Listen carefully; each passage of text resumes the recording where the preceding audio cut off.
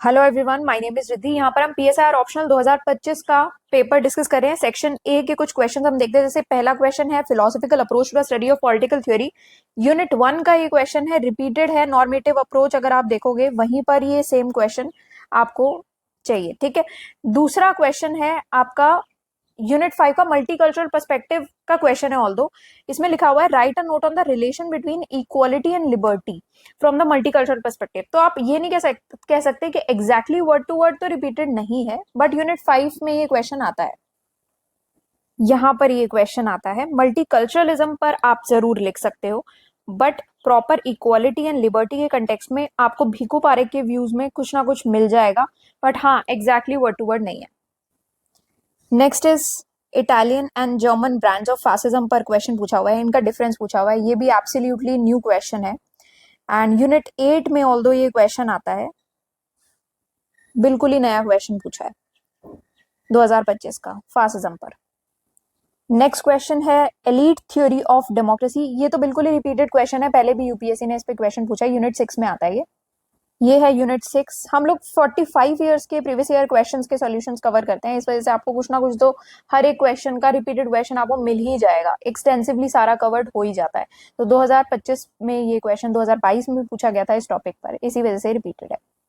Next question है Marxist and liberal approach towards the state on what grounds the theoretical differences between them are premised, explain. तो अब देखो ये जो question है ना, ऐसे तो Marxist approach towards the state भी पुराना ही क्वेश्चन है, तो सिलेबस का ही टॉपिक है। And liberal approach toward the state भी अगेन सिलेबस का ही टॉपिक है, यूनिट 2 का। बिल्कुल सिलेबस में ही हो तो पहले दूसरे टॉपिक्स में ही लिखा हुआ है। On what grounds the theoretical differences, ये एप्लीकेशन बेस्ड क्वेश्चन है जो सेकंड पार्ट है। Theoretical differences between them are premised, ये आपको एक्सप्लेन करना है। तो वहां पर डिफरेंस आपको डिफरेंस की फॉर्म में आप एक्सप्लेन करोगे। अब एब्सोल्युटली न्यू क्वेश्चन भी नहीं है, बट ऐसा भी नहीं है कि proper word to word repeat हुआ हो, तो ठीक है, मॉडरेट कैटेगरी में आप इसको ले सकते हो। आप एक्सप्लेन कर सकते हो कुछ ना कुछ इसमें, बिल्कुल छोड़ के आने वाला क्वेश्चन तो ये नहीं है। तो यहां पर हम इस क्वेश्चन को डील करते हैं यूनिट 2 में।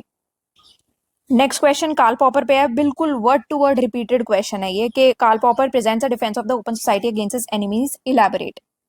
यूनिट 10 का इनिशियल क्वेश्चंस में से ये आ जाता है, प्लेटो का 2025 में ये पूछा हुआ है। एंड आप 2015 का क्वेश्चन देखो कि Plato was an enemy of the open society, Popper. तो बिल्कुल ही word to word repeated question है ये, इसमें कुछ भी ऐसा नहीं है जो आप नहीं कर सकते थे। अगेन ये 45 ईयर्स के प्रीवियस ईयर क्वेश्चंस कवर्ड हैं, तो इस वजह से आपको कुछ ना कुछ मिल जाएगा।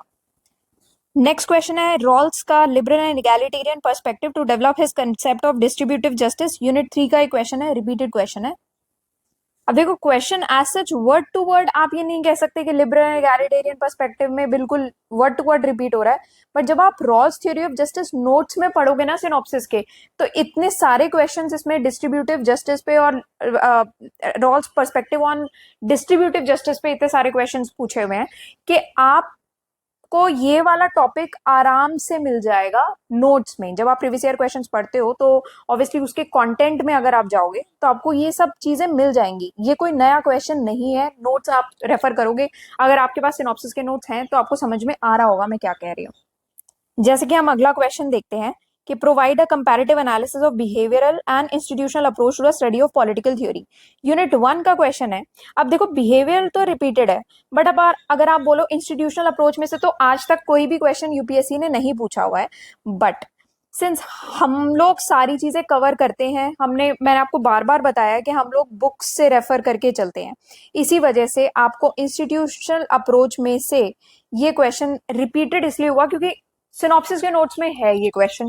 ये तो आप पिछले 5 साल से मैं यूट्यूब पर ही ये फ्री लेक्चर्स में ही पढ़ाती आई हूँ, आप कभी भी सब पर आप देख सकते हो।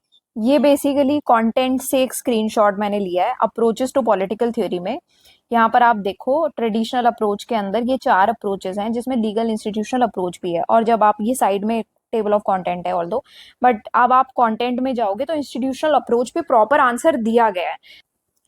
नेक्स्ट क्वेश्चन है state does the greatest harm to mankind by destroying individuality which lies at the root of all progress, Mahatma Gandhi ने ये बोला है, इल्यूसिडेट।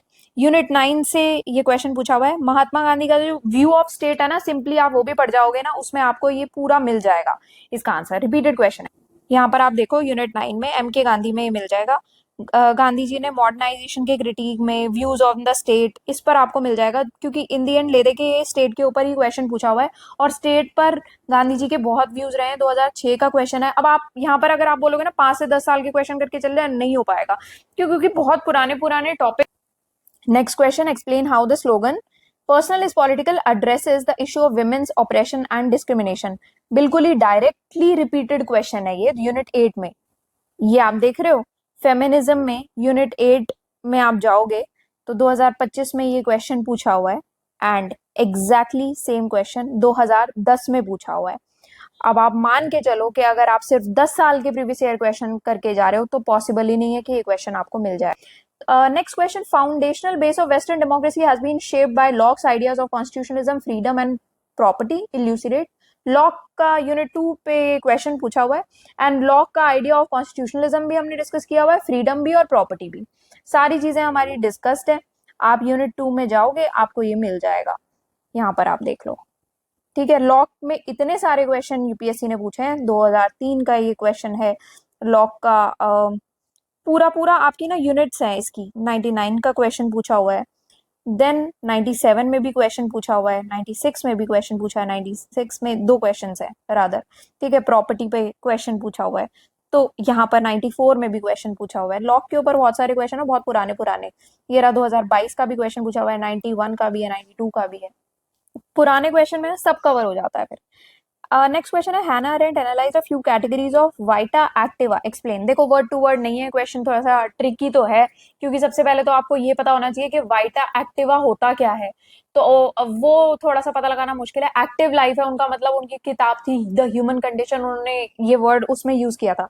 हाँ ट्रिकी क्वेश्चन है, मैं मानती हूँ। हैना अरेंट पे कुछ नहीं लिख सकते ऐसा तो नहीं है, यूनिट 7 में ये हैना अरेंट का टॉपिक कवर्ड है, तो आप लिख तो सकते हो, बट अगेन वो वैसी बात है कि हाँ मैं थोड़ा सा ट्रिकी कैटेगरी में इसको लेके, क्योंकि पूछा हुआ है कि लेजिटिमेसी एक्वायर्ड बाय कॉन्सेंट, और लेजिटिमेसी मतलब होती है कि कोई भी चीज जायज कब हो जाती है, कि मान लो अभी सरकार आई है पावर में, तो वो जायज कैसे मानी जाएगी? वो जायज तब मानी जाती है जब हम वोट करते हैं या इलेक्ट करते हैं उनको, तो कंसेंट से हुआ या फिर इंडोक्ट्रिनेशन से हुआ, कि ये लेजिटिमेसी एसेंशियल एलिमेंट तो है अगर आपको पॉलिटिकल रूल बना के रखना है। इस आंसर को आपको एग्जाम्पल्स के साथ जस्टिफाई करना है, और लेजिटिमेसी में ना हमने एग्जाम्पल डाल के ही पूरा कंटेंट बनाया हुआ है, केस स्टडीज, एग्जाम्पल, तो आपको सब कुछ मिल जाएगा।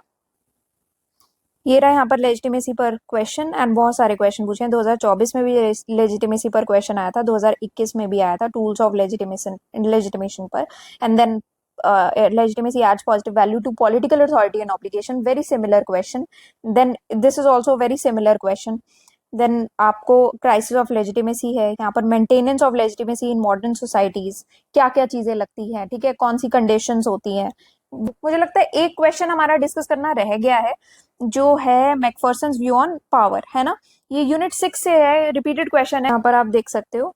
तो मैकफर्सन का जो पर्सपेक्टिव है डेमोक्रेसी का, इसी में ही आप अलग अलग टाइप ऑफ पावर यहीं पर ही डिस्कस किया हुआ है। Then extractive power, developmental power, ये आप यहाँ पर मेंशन कर सकते हो।